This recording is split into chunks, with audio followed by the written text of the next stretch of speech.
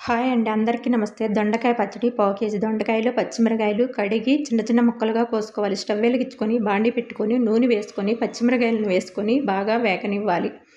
పచ్చిమిరకాయలు వేగిన తర్వాత తీసివేసి కోసి పెట్టుకున్న దొండకాయ ముక్కలను వేసుకొని దొండకాయ ముక్కలు బాగా వేగిన తర్వాత చింతపండు, వెల్లుల్లి రెబ్బలు కూడా వేసుకొని స్టవ్ ఆఫ్ చేసుకోవాలి. రోట్లో పచ్చిమిరకాయలు, ఉప్పు, జీలకర్ర వేసుకొని మెత్తగా నూరుకోవాలి. చింతపండు, వెల్లుల్లి రెబ్బలు కూడా వేసుకొని నూరుకొని తీసివేసి దొండకాయ ముక్కలను వేసుకొని మెత్తగా నూరుకోవాలి.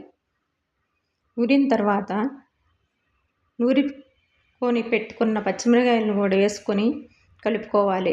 బాండీ పెట్టుకొని నూనె వేసుకొని తాలింపు గింజలు వేసుకొని వేగిన తర్వాత పచ్చడిని తాలింపు వేసుకోవాలి. దొండకాయ రోటి పచ్చడి